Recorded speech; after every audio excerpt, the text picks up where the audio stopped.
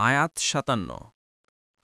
وهو الذي يرسل الرياح بشرا بين يدي رحمته حتى إذا أقلت سحابا ثقالا سقناه لبلد ميت فأنزلنا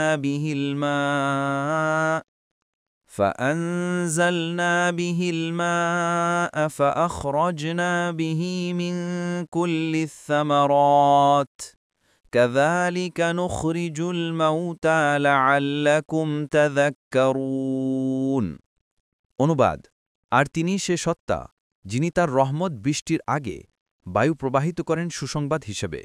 ১ অবশেষে যখন সেটা ভারী মেঘমালা বয়ে আনে। ২ তখন আমরা সেটাকে মৃত জনপদের দিকে চালিয়ে দেই, অতঃপর আমরা তার দ্বারা বৃষ্টি বর্ষণ করি। ৩ তারপর তা দিয়ে সব রকমের ফল উৎপাদন করি। ৪ এভাবেই আমরা মৃতদেরকে বের করব, যাতে তোমরা উপদেশ গ্রহণ করো। ১ নম্বর ফুটনোটের বিবরণ। এতে রিয়াহ শব্দটি রিহ শব্দের বহুবচন, এর অর্থ বায়ু, আর বুশরান শব্দের অর্থ সুসংবাদ, এবং রহমত বলে বৃষ্টির রহমত বোঝানো হয়েছে। অর্থাৎ আল্লাহ তাআলাই বৃষ্টির পূর্বে বৃষ্টির সুসংবাদ দেওয়ার জন্য বায়ু প্রেরণ করেন। উদ্দেশ্য এই যে বৃষ্টির পূর্বে ঠান্ডা বায়ু প্রেরণ করা আল্লাহর চিরন্তন রীতি। এই বাতাস দ্বারা স্বয়ং মানুষ আরাম ও প্রফুল্লতা অর্জন করে, এবং তা যেন ভাবী বৃষ্টির সংবাদও পূর্বাহ্নে প্রদান করে। ২ নম্বর ফুটনোটের বিবরণ।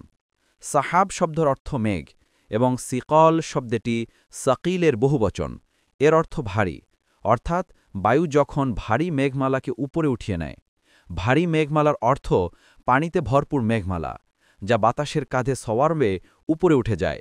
এভাবে হাজারো মন পানি বাতাসে ভর করে উপরে পৌঁছে যায়। আল্লাহর তাআলার হুকুম হওয়া মাত্র আপনা আপনি সমুদ্র থেকে বাষ্প বা মৌসুমী বায়ু উত্থিত হতে থাকে এবং উপরে উঠে মেঘমালার আকার ধারণ করে। ৩ নম্বর ফুটনোটের বিবরণ। অর্থাৎ বাতাস যখন ভারী মেঘমালাকে তুলে নেয়, তখন আমি মেঘমালাকে কোনো মৃত শহরের দিকে পরিচালিত করি। মৃত শহর বলে এমন জনপদকে বোঝানো হয়েছে যা পানির অভাবে উজাড় প্রায়। ফ্রম মানার অ্যান্ড আত-তাহরির ওয়াত-তানভীর। এই পর্যন্ত আলোচ্য আয়াতের বিষয়বস্তুর কয়েকটি গুরুত্বপূর্ণ দিক প্রমাণিত হল। প্রথমত, বৃষ্টি মেঘমালা থেকে বর্ষিত হয়। এতে বোঝা গেল যে যেসব আয়াতে আকাশ থেকে বৃষ্টি বর্ষণের কথা বলা হয়েছে, সেখানেও সামা শব্দ দ্বারা মেঘমালাকেই বোঝানো হয়েছে। দ্বিতীয়ত, কোনো বিশেষ দিক কিংবা বিশেষ ভূখণ্ডের দিকে মেঘমালা ধাবিত হওয়া সরাসরি আল্লাহর নির্দেশের সাথে সম্পর্কযুক্ত। তিনি যখন যেখানে এবং যে পরিমাণে ইচ্ছা বৃষ্টি বর্ষণের নির্দেশ দান করেন, মেঘমালা আল্লাহর সেই নির্দেশই পালন করে মাত্র। এই বিষয়টি সর্বত্র এভাবে প্রত্যক্ষ করা যায় যে মাঝে মাঝে কোনো শহর অথবা জনপদের উপর মেঘমালা পুঞ্জীবদ্ধ হয়ে থাকে এবং সেখানে বৃষ্টির প্রয়োজনও থাকে, কিন্তু মেঘমালা সেখানে এক ফোঁটা পানিও দেয় না, বরং আল্লাহর নির্দেশে যে শহর অথবা জনপদের প্রাপ্য নির্ধারিত থাকে সেখানে পৌঁছেই বর্ষিত হয়। নির্দিষ্ট শহর ছাড়া অন্যত্র মেঘের পানি লাভ করার সাধ্য কারণেই। ৪ নম্বর ফুটনোটের বিবরণ। অর্থাৎ আল্লাহ তাআলা বলছেন, আমি মৃত শহরে পানি বর্ষণ করি, তারপর পানি দ্বারা সব রকমের ফলমূল উৎপাদন করি। এভাবেই আমি মৃতদেরকে কিয়ামতের দিন উত্থিত করব, যাতে তোমরা উপদেশ গ্রহণ করো। আমি যেভাবে মৃত ভূখণ্ডকে জীবিত করি এবং তা থেকে বৃক্ষ ও ফলমূল নির্গত করি, তেমনিভাবে কিয়ামতের দিন মৃতদেরকে পুনরায় জীবিত করে তুলব।